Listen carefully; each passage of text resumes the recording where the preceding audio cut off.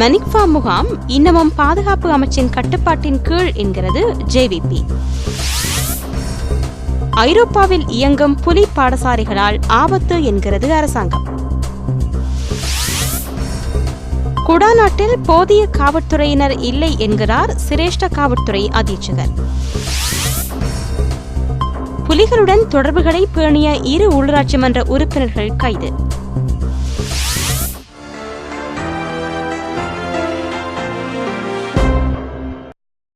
இனி விரிவான செய்திகள். மனிக்ஃபா முகாம் இன்னமும் பாதுகாப்பு அமைச்சின் கட்டுப்பாட்டின் கீழ் இயங்கி வருவதாக ஜேவிபி குற்றம் சாட்டியுள்ளது. அவசரகால சட்டம் நீக்கப்பட்டு மாதங்கள் சில கடந்துள்ள போதிலும் மனிக்ஃபா முகாம் பாதுகாப்பு அமைச்சினால் கட்டுப்படுத்தப்படுவதாக ஜேவிபி பாராளுமன்ற உறுப்பினர் அஜித் குமார் தெரிவித்துள்ளார். மனிக்ஃபா முகாமில் தங்கியுள்ள இடம்பெயர் மக்களை சந்திப்பதற்கு பாதுகாப்பு தரப்பினர் அனுமதி மறுத்ததாகவும் அவர் குற்றம் சாட்டினார். முகாமுக்கு செல்வதற்கு மீள்குடியேற்ற அமைச்சிடம் ஏற்கனவே அனுமதி பெற்ற போதிலும் முகாமில் கடமையில் இருந்த பாதுகாப்பு உத்தியோகத்தர்கள் உள்நுழைய அனுமதிக்கவில்லை. மனிக்ஃபா முகாமுக்குள் செல்ல வேண்டுமாயின் பாதுகாப்பு அமைச்சின் அனுமதி அவசியமானது. வடமாகாண இடம்பெயர் மக்களின் முகாம்களை இராணுவத்தினர் கட்டுப்படுத்துவது நியாயமற்றது என்று அவர் குறிப்பிட்டார். வடக்கு கிழக்குக்கு செல்லும் பாராளுமன்ற உறுப்பினர்களுக்கு தடை ஏற்படுத்தக்கூடாது. இவ்வாறு தடுக்கப்படுவதன் மூலம் பிரதேசங்களில் இயல்பு நிலை ஏற்படவில்லையோ என்ற சந்தேகம் எழலாம் என்றும் அவர் சுட்டிக்காட்டினார். அஜித் குமார ஜேவிபி கிளர்ச்சி குழுவில் அங்கம் வகிக்கின்றமை குறிப்பிடத்தக்கது. ஐரோப்பிய பாராளுமன்ற உறுப்பினர் குழுவொன்று மனித உரிமை நிலைமைகள் குறித்து பேச்சுவார்த்தை நடத்தும் நோக்கில் இலங்கைக்கு விஜயம் செய்துள்ளது. ஐக்கிய நாடுகள் மனித உரிமை பேரவையின் அடுத்த அமர்வுகள் குறித்து இதன்போது பேசப்படவுள்ளது. இந்த குழுவினர் இலங்கை மனித உரிமை அமைச்சர் மஹிந்த சமரசிங்கவுடன் கலந்துரையாடியுள்ளனர். இதன்போது மனித உரிமை பாதுகாப்பு குறித்த தேசிய செயற்திட்டம் குறித்து அமைச்சர் சமரசிங்க விளக்கமளித்துள்ளார். ஐரோப்பிய பாராளுமன்றத்தைச் சேர்ந்த ரிச்சர்ட் ஹேவிட், டேவிட் மார்டின், அன்னா கோமஸ் ஆகியோரே இந்த குழுவில் அங்கம் வகிக்கின்றனர். வடக்கின் பல பகுதிகளுக்கும் பயணிக்கும் இந்த குழுவினர் இன்று மனிக்ஃபா முகாமுக்கு செல்வதாக கூறப்படுகிறது. பாதுகாப்பு செயலாளர் கோத்தாபய ராஜபக்ஷ, வெளிவிவகார அமைச்சர் ஜிஎல் பீரிஸ் ஆகியோரையும் சந்தித்து இவர்கள் பேசவுள்ளதாக தகவல்கள் தெரிவிக்கின்றன. யாழ் குடாநாட்டில் தொடரும் கொள்ளைச் சம்பவங்களை தடுத்து நிறுத்த தம்மிடம் போதிய காவல்துறையினர் இல்லாதிருப்பதாக யாழ் மாவட்ட சிரேஷ்ட காவல்துறை அधीक्षகர் தெரிவித்துள்ளார். நேற்று யாழ் வணிகர் கழகத்தில் இடம்பெற்ற பாதுகாப்பு மாநாட்டில் யாழ் மாவட்ட சிரேஷ்ட போலீஸ் அधीक्षகர் சார்பில் கலந்து கொண்ட உதவி சிரேஷ்ட காவல்துறை அधीक्षகர் அபேசிங்க பண்டார இவ்வாறு கூறினார். யாழில் தொடர்ச்சியாக இடம்பெறும் கொள்ளைகள் குறித்து நடைபெற்ற இந்த கூட்டத்தில் மாவட்ட வணிகர் சங்க பிரதிநிதிகள் கலந்து கொண்டனர். யாழ் தலைமை காவல்துறை நிலைய பொறுப்பதிகாரி சிகேரா, உதவி சிரேஷ்ட காவல்துறை அधीक्षகர் அபேசிங்க பண்டார ஆகியோர் காவல்துறை தரப்பில் கலந்து கொண்டனர். இதன்போதே தம்மிடம் போதிய காவல்துறையினர் இல்லாதிருப்பதாக தெரிவிக்கப்பட்டது. இதனால் வர்த்தக சமூகத்தை உள்ளடக்கி பாதுகாப்பு குழுவொன்றை அமைக்கும் ஆலோசனை காவல்துறை தரப்பால் முன்வைக்கப்பட்டது. அவர்களுக்கான பாதுகாப்பு பயிற்சியை தாம் வழங்க தயாராக உள்ளதாகவும் தெரிவிக்கப்பட்டது. இதையடுத்து யாழ் நகரிலும் புறநகர் பகுதிகளிலும் வர்த்தக நிலையங்களை பாதுகாக்கும் வகையில் நடமாடும் பாதுகாப்பு ஊழியர் பிரிவொன்றை ஏற்படுத்த முடிவு செய்யப்பட்டது. அண்மை காலமாக வடக்கில் பல வர்த்தக நிலையங்கள் கொள்ளையிடப்படுவது குறிப்பிடத்தக்கது. இனப்பிரச்சினைக்கு தீர்வு காண்பதற்காக நியமிக்கப்படவுள்ள நாடாளுமன்ற தெரிவுக்குழுவில் பிரதான கட்சிகள் அங்கம் வகிக்காவிட்டால் எதிர்காலத்தில் அந்த பிரச்சினைக்கு தீர்வு காண அரசியலமைப்பில் மேலும் திருத்தங்களை மேற்கொள்ள தயாராக இருப்பதாக தேசிய மொழிகள் தேசிய ஒருமைப்பாட்டு அமைச்சர் வாசுதேவ நாணயக்கார தெரிவித்துள்ளார். இதன் மூலம் அரசியலமைப்பு மாற்றமடையலாம். நாடாளுமன்ற தெரிவுக்குழுவில் அங்கம் வகிக்குமாறு சகல கட்சிகளிடமும் கோரப்பட்ட போதிலும் சில கட்சிகள் அதில் கலந்து கொள்ளப் போவது இல்லை என்று தீர்மானித்துள்ளதால் மேற்படி நடவடிக்கை எடுக்கப்பட வாய்ப்புள்ளதாக அமைச்சர் கூறினார்.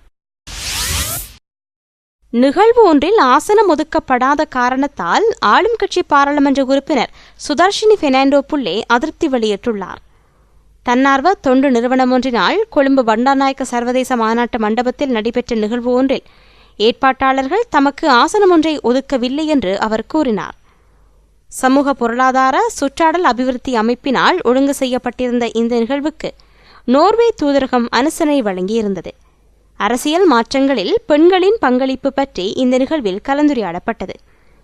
கொழும்பு, யாழ் மாவட்டங்களை பிரதிநிதித்துவம் செய்யும் 2 பெண் பாராளுமன்ற உறுப்பினர்களுக்கு மட்டுமே ஆசனங்கள் ஒதுக்கப்பட்டிருந்ததாக குறிப்பிடப்படுகிறது.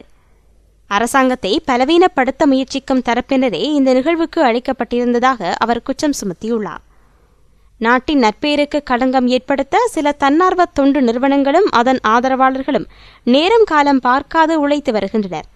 தமிழீழ விடுதலை புலிகள் பெண் தற்கொலை போராளிகளை பயன்படுத்தி ஏற்படுத்திய பாரிய அழிவு பற்றி அறிக்கையொன்றின் மூலமேனும் எதிர்ப்பு வெளியிட இந்த அமைப்புகளுக்கு திராணி இல்லை என்று அவர் கூறினார். உரிய ஆசனம் ஒதுக்கி மரியாதை அளிக்கப்படாத காரணத்தால் பாராளுமன்ற உறுப்பினர் சுதர்ஷினி பெர்னாண்டோ புள்ளே நிகழ்வில் கலந்து கொள்ளாது வெளியேறிச் சென்றுள்ளார். தற்போதைய வெளிவிவகார அமைச்சர் GL பீரிஸும் முன்னாள் பொருளாதார மறுசீரமைப்பு அமைச்சர் மிலிந்த மொரகொடவும் அமெரிக்க ஆதரவாளர்கள் என்று விக்கிலீக்ஸ் தகவல் வெளியிட்டுள்ளது. ரணில் விக்ரமசிங்க பிரதமராக கடமையாற்றிய காலத்தில் அமெரிக்காவுடன் நெருங்கிய உறவுகளை பேண வேண்டும் என்பதில் மிலிந்தவும் GL பீரிஸும் கூடுதல் நாட்டம் காட்டியதாக கூறப்படுகிறது. 2003 மே 23 அப்போதைய அமெரிக்க தூதுவர் ஆஷ்லி வில்சினால் அனுப்பி வைக்கப்பட்ட குறிப்பில் இந்த விடயம் குறிப்பிடப்பட்டுள்ளது. பிரித்தானியா போன்ற காலனித்துவ நாடுகள் பொதுநலவாய நாடுகளுடன் நெருங்கிய தொடர்பை பேண வேண்டுமென்று GL பீரிஸ் விரும்பிய அதேவேளை அமெரிக்காவுடன் உறவுகளை பேணுவதில் அதிக ஆர்வம் காட்டியதோடு அதிகளவில் அமெரிக்க விஜயங்களை மேற்கொண்டதாகவும் குறிப்பிடப்பட்டுள்ளது. அமெரிக்காவுடனும் இந்தியாவுடனும் நேரடி உறவுகளை பேண வேண்டும் என்பதில் மிலிந்த மொரகொடவும் கூடுதல் ஆர்வம் காட்டினார். வாஷிங்டன் டிசியில் பிறந்து அமெரிக்க பெண்ணை திருமணம் செய்து கொண்ட மிலிந்த மொரகொடவுக்கு அமெரிக்காவுடனான பந்தம் அதிகம். பல்வேறு வழிகளில் அமெரிக்காவுக்கும் மிலிந்த மொரகொடவுக்கும் உறவு காணப்படுகிறது. பதவிகளை பொறுப்பேற்றவுடனேயே அமெரிக்காவுடன் உறவுகளை வலுப்படுத்திக் கொள்வதில் பீரிஸும் மொரகொடவும் அதிக அக்கறை காட்டினர் என்று அந்த தகவலில் மேலும் குறிப்பிடப்பட்டுள்ளது. தமிழீழ விடுதலை புலிகளுடன் தொடர்புகளை பேணிய 2 உள்ளூராட்சி மன்ற உறுப்பினர்கள் பயங்கரவாத தடைப்பிரிவினரால் கைது செய்யப்பட்டுள்ளனர். யுத்தம் இடம்பெற்ற காலத்தில் தமிழீழ விடுதலை புலிகளுடன் பேணிய தொடர்புகளின் அடிப்படையில் ஐக்கிய மக்கள் சுதந்திர கூட்டமைப்பு, தமிழ் தேசிய கூட்டமைப்பு ஆகிய கட்சிகளை பிரதிநிதித்துவம் செய்யும் உள்ளூராட்சி மன்ற உறுப்பினர்களே கைது செய்யப்பட்டனர். ஆயுதங்களை மறைத்து வைப்பதற்கும் பயங்கரவாதிகளின் ஏனைய நடவடிக்கைகளுக்கும் குறித்த நபர்கள் ஒத்துழைப்பு வழங்கியதாக குற்றம் சுமத்தப்பட்டுள்ளது. யாழ், கிளிநொச்சி மாவட்ட உள்ளூராட்சி மன்றங்களைச் சேர்ந்த 2 கைது செய்யப்பட்டு விசாரணைக்கு உட்படுத்தப்பட்டுள்ளனர். ஐரோப்பாவில் இயங்கி வரும் தமிழீழ விடுதலை புலி பாடசாலைகளினால் ஆபத்து ஏற்படக்கூடும் என்று இலங்கை அரசாங்கம் எச்சரிக்கை விடுத்துள்ளது. ஐரோப்பா முழுவதிலும் சுமார் 350 விடுதலை புலி பாடசாலைகள் இயங்கி வருவதாக கூறும் பாதுகாப்பு அமைச்சு இவற்றில் தமிழீழ விடுதலை புலி கொள்கைகள் பிரசாரம் செய்யப்படுவதாக குற்றம் சுமத்தியுள்ளது. German, Switzerland, France, Netherlands, Denmark உள்ளிட்ட நாடுகளில் அதிகளவில் இயங்கும் இவ்வாறான பாடசாலைகளில் சுமார் 20,000 மாணவர்கள் கல்வி பயின்று வருவதாக தெரிவிக்கப்பட்டுள்ளது. தமிழீழ விடுதலை புலிகளின் கொள்கைகளை பரப்புவதோடு பணம் சம்பாதிக்கும் இந்த பாடசாலைகளை சில புலி ஆதரவு அமைப்புகள் ஐரோப்பாவில் பயன்படுத்திக் கொள்வதாக பாதுகாப்பு அமைச்சு குற்றம் சுமத்தியுள்ளது. சில பாடசாலைகளில் மாணவர்களுக்கு யுத்த பயிற்சி அளிக்கப்பட்டு யுத்தத்துக்கு அனுப்பி வைக்கப்பட்டதாகவும் தெரிவிக்கப்பட்டுள்ளது. இளம் தமிழர்களுக்கும் தமிழீழ விடுதலை புலிகளுக்கும் இடையிலான தொடர்புகளை பறைசாற்றும் வகையில் பல்வேறு ஆவணங்கள் கிடைக்கப்பெற்றுள்ளன. பாதாள உலக கோஷி செயற்பாடுகள், ஆயுத கடத்தல், போதைப்பொருள் கடத்தல், சட்டவிரோத ஆட்கடத்தல் உள்ளிட்ட வழிகளில் ஐரோப்பாவில் தமிழ் பயங்கரவாதம் தலைதூக்கியுள்ளது. இதனால் எதிர்காலத்தில் பாரிய ஆபத்துக்களை சந்திக்க நேரிடலாம் என்றும் பாதுகாப்பு அமைச்சு எச்சரிக்கை விடுத்துள்ளது. இத்துடன் செய்திகள் நிறைவடைந்தன. விரிவான செய்திகளுக்கு globaltamilnews.net எனும் இணையத்தை பார்வையிடவும். வணக்கம்.